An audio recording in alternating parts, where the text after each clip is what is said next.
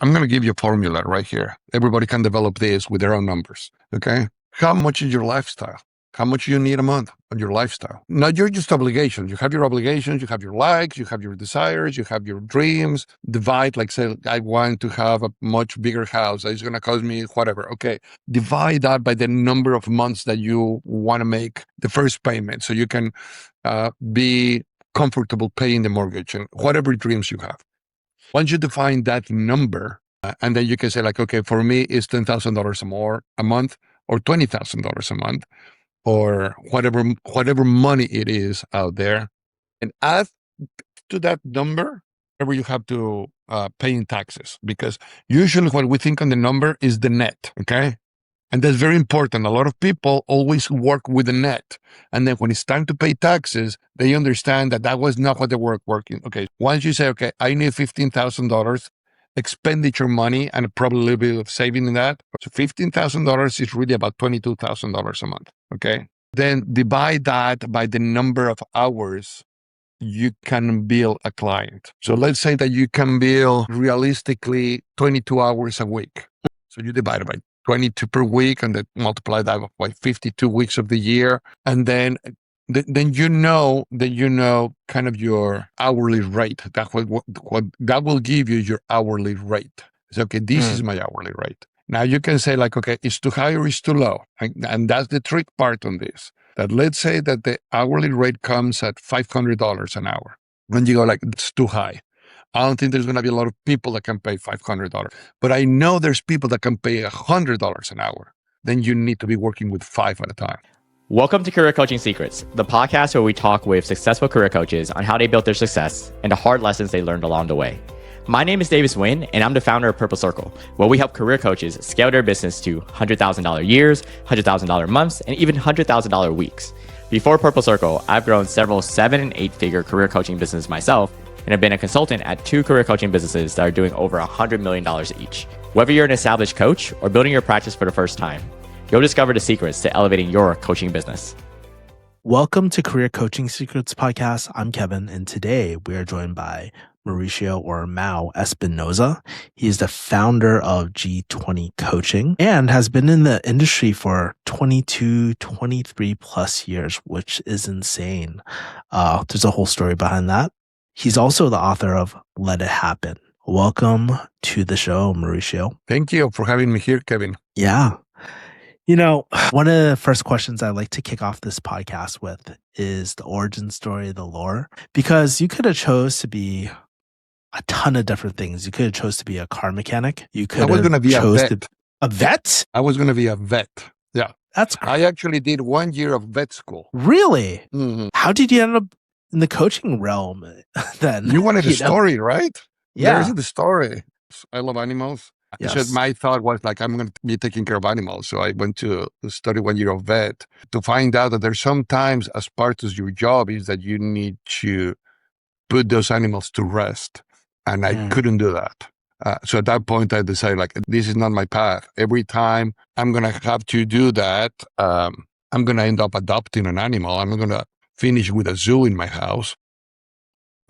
Then I went into business school. Mm-hmm. And how did you stumble upon coaching from business school then? So there's a journey in there, right? Going into business school, I learned, everything that you have to learn about how business grow, and you understand that everything is people, really. Everything that's behind any business are people. And those are the ones that can make a successful business or a business to fail. It's not a strategy. Is not capital, it's people. It really is. It's how you work with them. So first, I start getting to learn a lot of the finance of a business. So I became a financial analyst first as part of the journey. Then my thesis was as a consultant for a construction company, how to make it more profitable. And through that was like my first steps into consulting. And there is a difference between consulting and coaching and mentoring and guiding. There's very fine differences. I went into consulting, you tell the people what to do. That's consulting. Coaching, you ask the people how could they grow. So coaching is a lot of questioning and trying to make them understand what they need to do. So you guide them through questions. Mentoring, is a little bit of telling them and questioning them. Mentoring is more about my own gig and what I know what to do and teaching you how to do that. If I'm a very good, let's say, pianist, I'm not coaching somebody to play the piano. I'm teaching them and I'm mentoring them in how to do it. You can coach almost on any industry, because what you're trying to do is you're trying to unleash the potential of the person by not telling them what to do, but by teaching them how to find the right solutions. So there is a fine difference in each one of them. So anyway, I started learning. Then I went into working with a company. They hired me as a financial analyst / consultant. And as I was doing consulting, I learned that it was a lot easier to work with the people when they understood things in a different level. So I started doing a little bit of coaching without noticing it was coaching. And I'm talking back in probably 98. And that's when I stumbled into the British Coaching Association. And then I signed up for a coaching certification back then, probably. I want to say it was 98 when I stumbled into that. And then many years later, I got my master's in coaching for leadership and change in Oxford. But so there's a journey into understanding where I was wanting to go. And now I do a lot of coaching on leadership and change. So those are my two primarily focus. From there, you develop strategies. And if you're in a business, it comes all down to tactics and numbers and a lot of things that they're starting to develop. If it's on the personal side, then also you start developing a lot from there. At the end of the day, one thing that is going to be constant is change. And the only thing that is going to make change a positive outcome is going to be leadership. Yeah. It's really interesting because it sounds like it was a journey to find your specialty. It doesn't sound like, one day you wake up and it's like, oh yeah, I just want to do this. Can you tell me the story about how you discovered that you wanted to focus on leadership and change and kind of the people that you help out too? I'm sure that's shifted over the years. When I start as a financial analyst, think everything in the finance world or on the consulting world, and let's go all the way back to the 90s, okay? Everything at that point is very black and white. The numbers say 3, we need to accomplish 3. So you need to make the people do 3. I don't care how they feel. I don't care how much we pay. I don't care. It was almost irrelevant. And those were the things that they used to call me the why guy, because I will say why we do this, why we do it that way. I was challenging the status quo of the normal black and white consulting back then.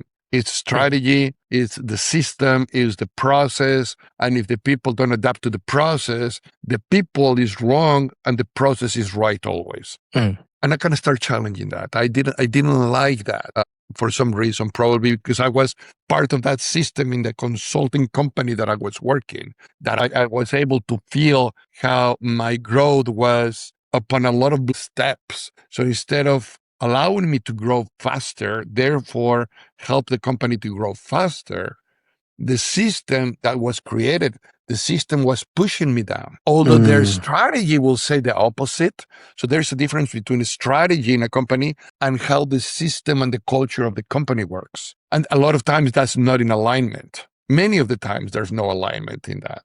And I see that right now when I'm consulting, but back then I was feeling that. So I will go into companies as a junior consultant and I will challenge the senior consultant that I was going with, asking me questions about why do we want the system to stay the way it is? If we do A, B, and C, could benefit the company. And the answer was always, well, we already established the system. Let's not mess with something that we know is working.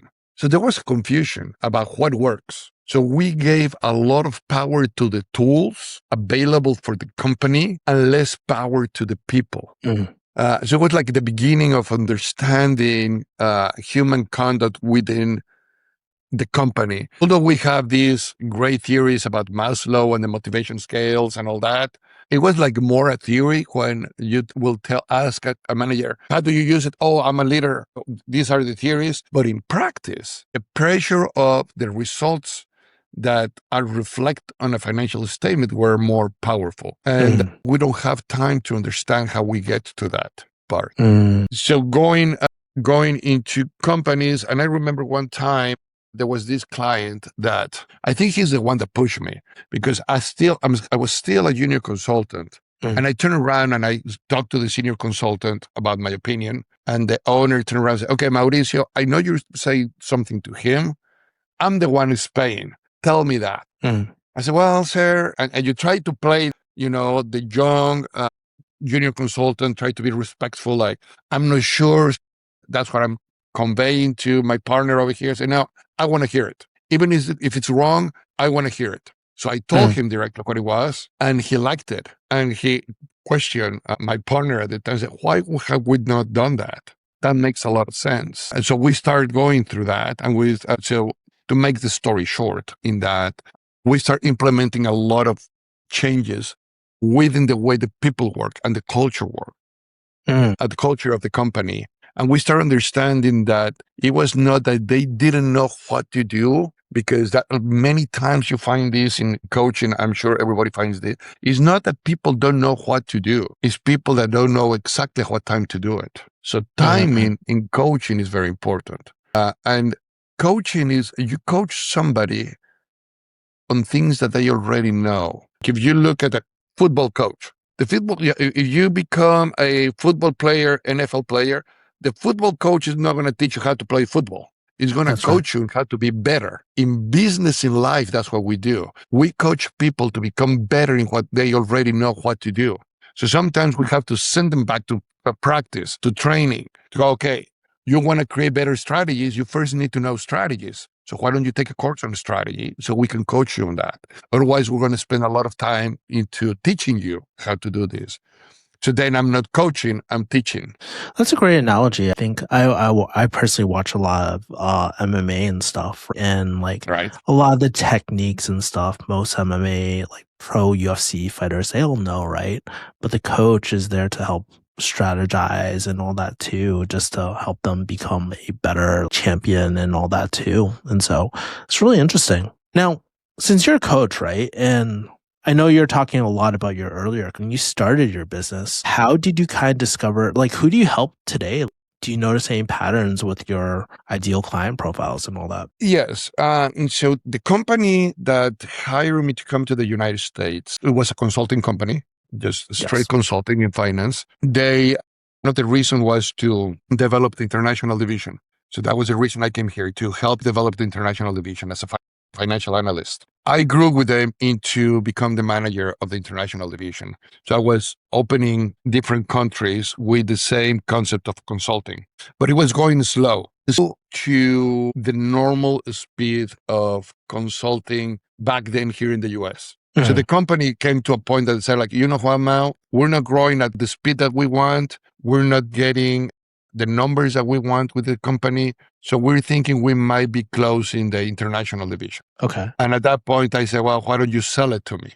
Why don't you sell that international division to me? And so I actually bought out that international division from them, and with a non-compete here in the US on whatever was that consulting and analysis that I was doing. So my market became the rest of the world.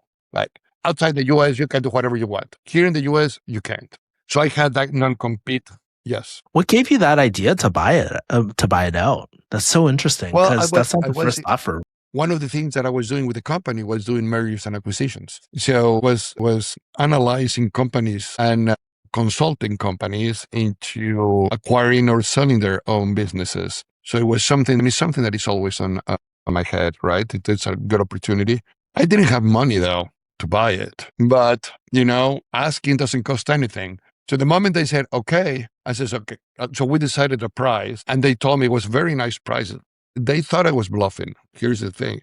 They thought I was bluffing. They said, okay, but you have 24 hours. And it was the time that banks will lend you money so you can basically have a double mortgage. So I went to the bank, and then my mortgage was like 180% of the value of my house. Oh, wow. But I was having the house and a business at the same time. So the bank actually lent me the money, and I came back and I bought so I already started my business with a set of clients that I was working with them. And I just had to become very creative with all the support that it was needed to do, and everything. What was going through your mind at the time? Was it like excitement? Was it fear? Was it a mix of both? I was scared to shit. I was scared as heck. But at the same time, there was a lot of excitement. So you understand when you start doing that your level of accountability to yourself increases by the thousands. And when you're working with a company, every mistake that you make doesn't necessarily get reflected in your paycheck. So you're learning because mistakes are part of the journey, right? We have to make mistakes. Otherwise, we don't learn. We don't learn on successes. We learn on mistakes. We learn on failures. We learn on stumbles. That's where the real lessons are. Every time you win and every time you have a success, there's not that many lessons there. It's just the reflection of a good job. That's what it is. So you're scared of, you're going to fail. You know you're going to make mistakes. So the reason is, the question becomes, how fast can I learn about this? How fast can I recover? In other words, how resilient I can be, right? So I was scared of that because when you have your business, a failure like that or a mistake like that, it reflects right away on the income of the company. And if you, at that point, that was just me, right? I was me but if I had anything, I will lose money to support my home. And you're very much depending on every single penny to do that. And there were months that they were tough. So you start scaling your practice. So one of the things that I learned, I said before, sometimes when you're coaching, you have to send them back to training camp. Okay. I develop a training camp. So I started looking like, okay, I have a lot of managers or a lot of business owners or a lot of leaders that don't know specifically, let's say, on forecasting. So instead of just coaching you how to forecast, basically teaching you how to forecast, I will develop a training in forecast. So I say, okay, let's start doing. So I start having a line of very specific seminars that there are some coaches around here that are listening to this. If you want to coach, you coach upon the things that people know. We talk about the sports, M&A. I have coached athletes that have gone to the Olympics. It doesn't matter. You're coaching them up here in how to do their things better, right? Sometimes you have to send them back to the training room. Yes. So if you create your own training room also, that gives you a different source of revenue on one side, but at the same time, you're teaching also under the philosophy of what you want to coach. Oh, I see. So you're kind of teaching them. So you have the coaching aspect, but then you also have like the consulting arm or teaching them the techniques and tactics as well, from what it sounds like. Yeah. Oh, that's so interesting. That's so cool. And this was the birth of G20. Is that right? It was the birth of G20. Now, you also mentioned that you had a set of clients, right? But obviously, like, you can't coast on those clients forever. You obviously want to grow that business to the G20 as well. So let's talk about like marketing. Like, I'm kind of curious, how did you, like, what kind of marketing? So let me tell you, there's two things over there. Yes, you can coach forever. The answer is yes. The average retention coaching client that I have is 23 years. Wow. I've been coaching. Now I'm coaching.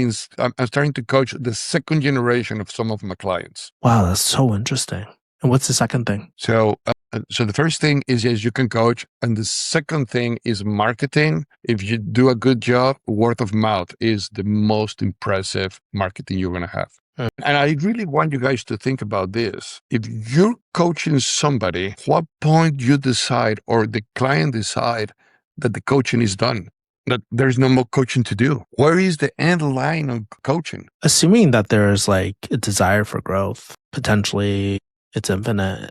Well, unless you die, but yes. So there's no reason to finish the coaching. Now, that has to do with the narrative. That has to do with the plan set. That has to do with many little factors. But if you're thinking like, okay, I'm going to be coaching and coach it like myself, I coach leadership and change, right? At what point a leader believes he has become the leader that doesn't need to grow anymore? At that point, he's not a leader anymore. I guess the other question I have in my mind is like 23 years, like if your average client is 23 years, right? So far, sure, the desire for change could be there, but what makes them want to continue with yourself? There's a few reasons I have in my head, but I'm curious about your experience.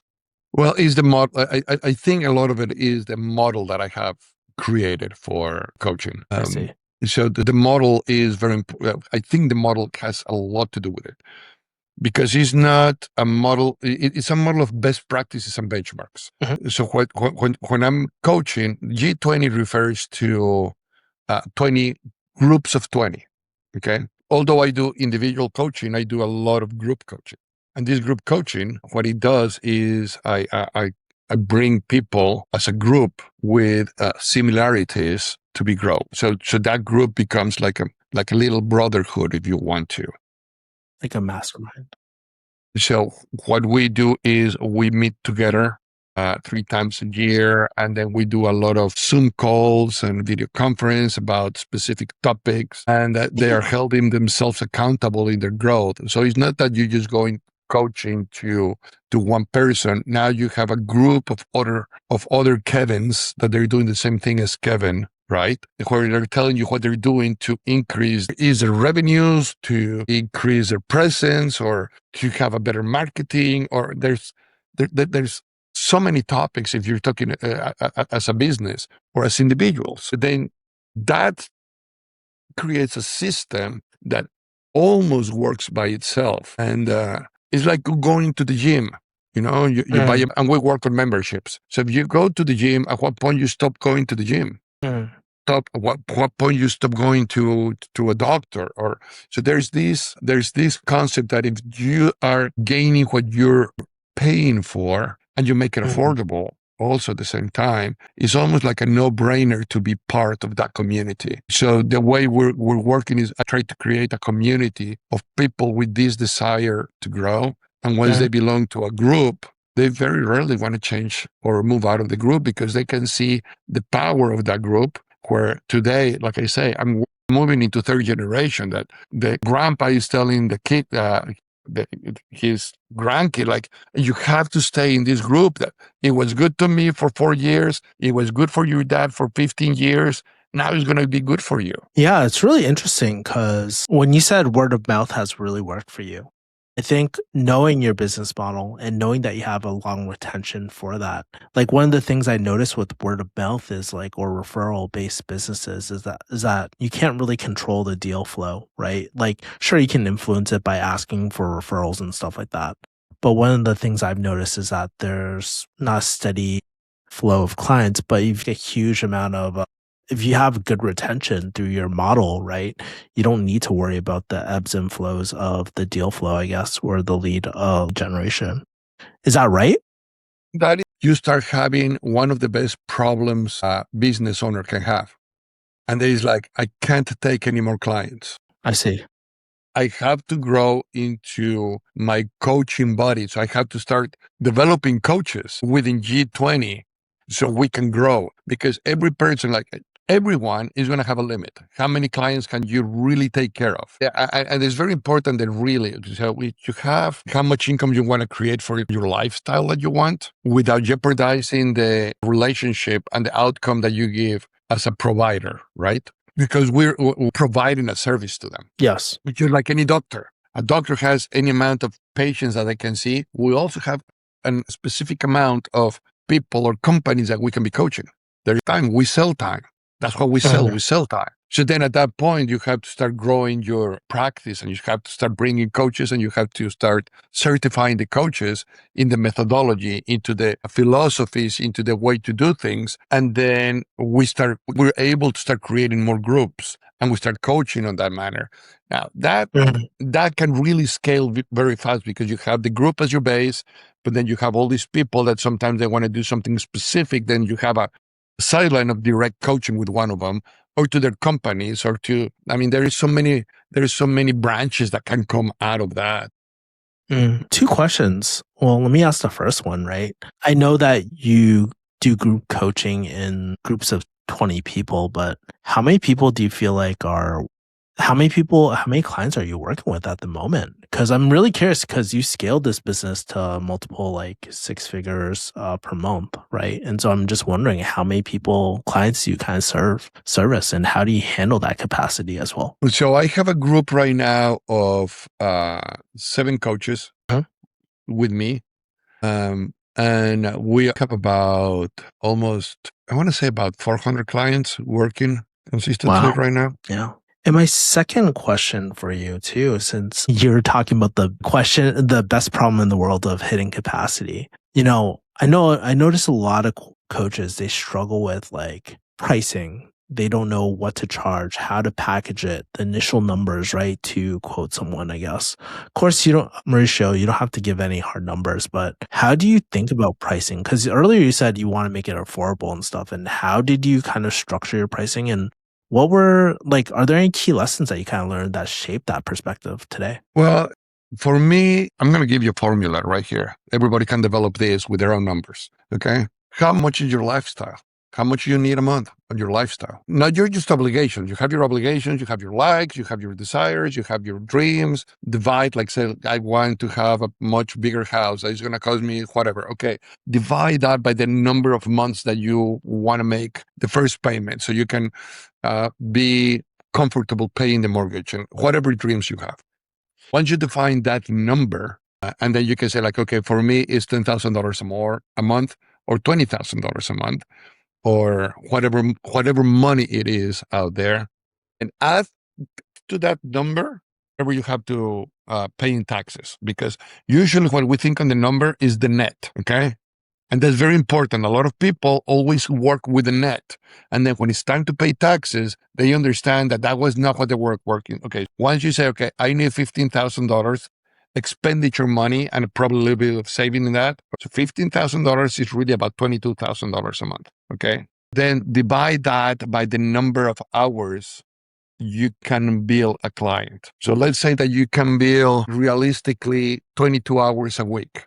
So you divide it by 22 per week and then multiply that by 52 weeks of the year. And then you know kind of your hourly rate. That will give you your hourly rate. So, okay, this is my hourly rate. Now you can say like, okay, it's too high or it's too low. And that's the trick part on this. That let's say that the hourly rate comes at $500 an hour. When you go like, it's too high. I don't think there's going to be a lot of people that can pay $500. But I know there's people that can pay $100 an hour. Then you need to be working with 5 at a time. That makes sense. Then how can you scale to have coaching sessions on the groups of 5? Or that's where the training part comes in place. And you say, okay, out of my 22 hours, $800 times 22 hours, okay, this is how much I need to make a week. Okay, how can I divide that between training and coaching?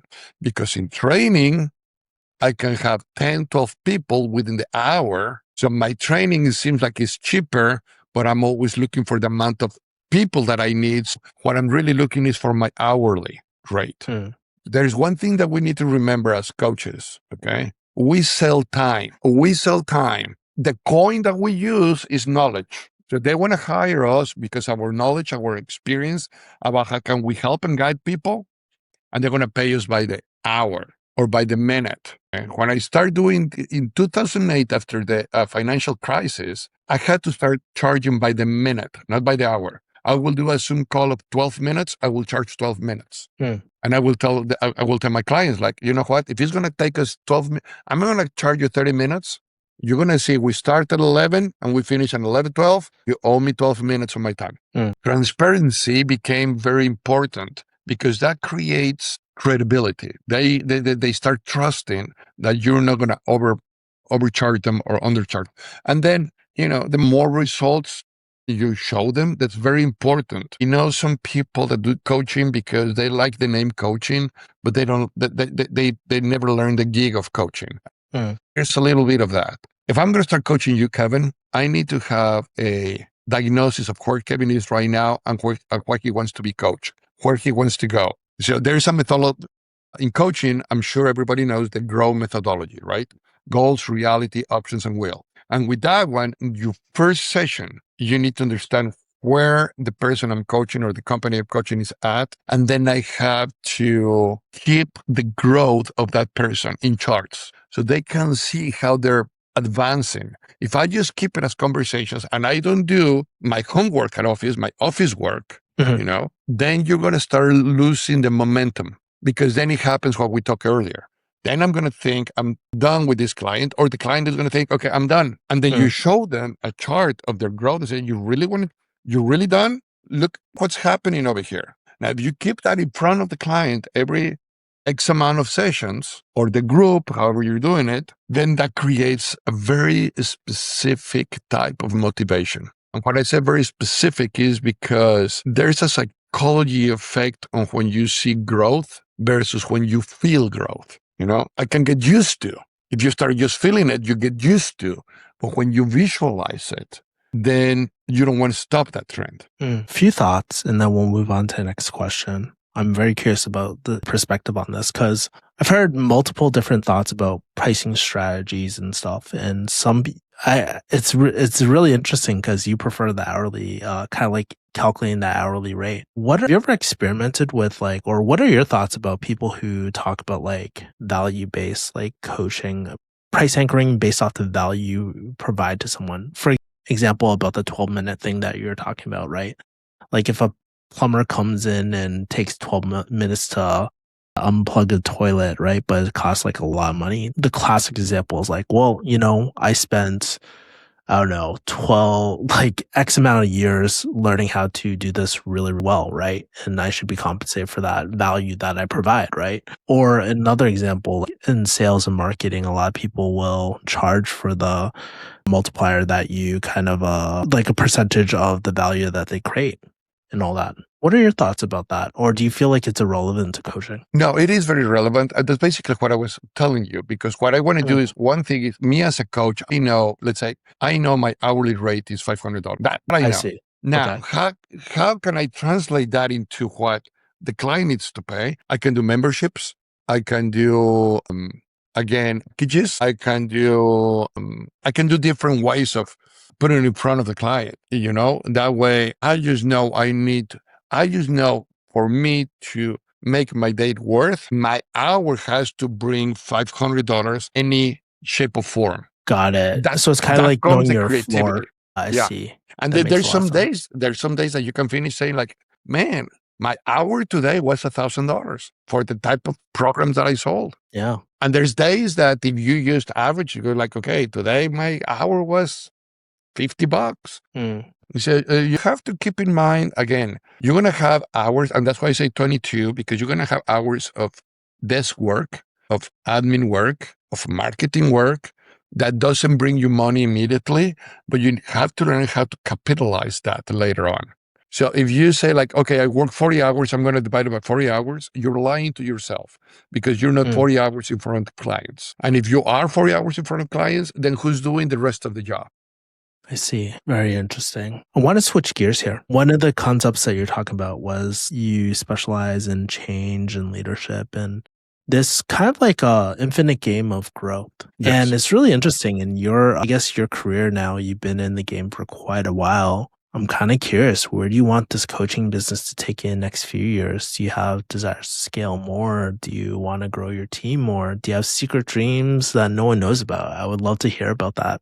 Well, if they're secret, they're going to stay secret. That is true. No, there's, let me tell you a secret, but don't tell everybody, but we're here in the podcast. Now, there's a lot to be done still. So we came with it's not new, it's really the leadership methodology framework that I've been working for many years. And then I finished the book recently, the Let It Happen book. And the next steps is I'm going to be certifying coaches into the Let It Happen methodology. And we're going to create a whole ecosystem around it. And so we can coach the coaches, we can certify the coaches, so they can go and work with people. We're going to give them all the business part too, not just the methodology, but how to do it. But at the same time, we're going to be doing a lot of the benchmarking and the best practices within those coaches that they're going to be certified, so they can keep learning within themselves and understanding how things are working better. We have a group already set up with, they're going to be coaches from, I think there are 14 different countries that they're signing up to be certified. We did a little testing in Germany this year, back in September, and everybody that came to that one-day workshop, everybody signed up for the certification.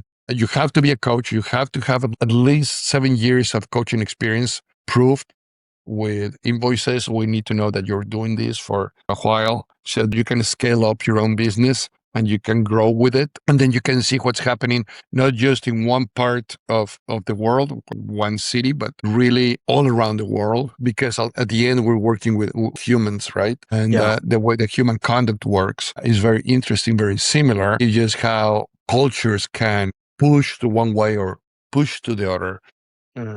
That's the biggest next step. Start doing some certification, bringing those 25 years of experience of coaching into a growth capacity to have coaches deliver this in different places. As you're thinking about building out this, as you are building out this certification, something that comes to mind, right? Like, especially on Instagram and social media, it's always easy to see the highlight reels of things going really well. But I'm very curious about, some people call them challenges, but I like to think of them as growing pains. Are there any like growing pains that you're kind of noticing in this season of business right now? Like kind of anything unexpected, I guess? Yes. I mean, when we talk about change, there's two types of changes, basically. The one that comes and slaps you on the face and tells you, here I am. And then you're just reacting. And the silent one, that it just comes inside and it just takes time. And also like you go like, what is happening? One day you just wake up almost and it's like, what's happening here? That's the kind of change we're living these days. It's a silent change, but it's as powerful, honestly, it's as powerful as the change we lived through COVID, that we're going to see a lot of big outcomes out of this. The economy, the tariffs, artificial intelligence, geopolitical moves, geoeconomical moves. If you look all these things, small, big things, but in a small scale, when it comes to the average person on the street, it doesn't seem like it's affecting you, but it's affecting you so much that all of a sudden, if you're a small business owner or medium-sized business owner, and it depending on which part of the economy you're at, is affecting you more or less, but it's affecting you nevertheless. If you're an employee, if you're a director, the way you're strategizing. So it's a silent change that people are not recognizing yet, and they're not reacting. So we're still trying to lead and focus and plan like it was 2-3 years ago. That's crazy. I mean, 2025 was a very challenging year for many business owners, no doubt. Yeah, it's kind of insane. Like even the last year, like with the rise of AI and all that, it's changed the game kind of interestingly enough. I'm kind of curious, like with all these changes, how is it impacting, how are you thinking about your business? Like, do you feel like, I don't know, how are you guys preparing personally for your business right now? Well, as a coaches, what we like is problems. What we like is chaos. What we like is complexity, because that's what gives us value to be coaching, right? So what are we preparing? We are understanding all these things. I make sure that my coaches understand everything, where we keep learning every time. We keep making sure that we understand these trends and we understand where we can find the alternatives, because some of these ones are wicked problems. So we're not going to have solutions. So we need to understand which ones are wicked problems, which ones are problems, which ones are just threats, and understand our theories behind it so we can be more in tune with our clients. And so there's a lot of, again, we sell time with the knowledge that we have. But what are we trying to achieve when we're coaching somebody? Their growth. And their growth, what are the blocks of the growth? It's either, your internal narrative, but why the internal narrative is changing. What's the external factors that are affecting your internal narrative? So once you start kind of putting all these into perspective, and you can narrow it down to a model that we can go like, okay, these are the factors that are affecting the outside.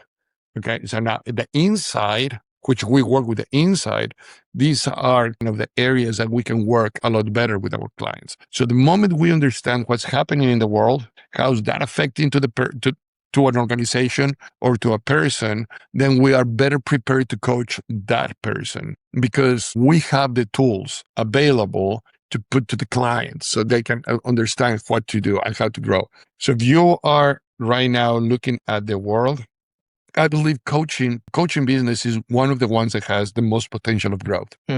Last question for you, Mauricio. How do people find you and connect with you? Well, we have we are in all of the social medias. Instagram, Facebook, TikToks, LinkedIn. You can find me in letithappen.net. That's where you can also look at the book and look at how that certification is going to come.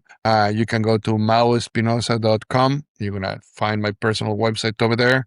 Or you can go to g20inc.net to learn more about how the business is working and shaped and all that kind of stuff. Wow. So, fun fact, Mao, I actually used to be a pharmacist, so I have really bad writing. And I'm looking through my notes right now, trying to decipher what I wrote down. But here are some of the highlights that what really stuck out to me. It's like, one, I thought it was so interesting to hear your initial path as a vet and how that transformed into business consulting. And then eventually you bought you buying that business too, which was pretty insane. Just kind of shows how crafty you were even in your younger years. And then also, like, I loved the tactical that you had of like the pricing and stuff too that you provided us as well. And then what was also really interesting, the general theme of like change is always going to happen and it doesn't always have to be. I think sometimes like when I talk to people about AI, they're like doom and gloom and all that sort of stuff. But I thought it was very refreshing to see like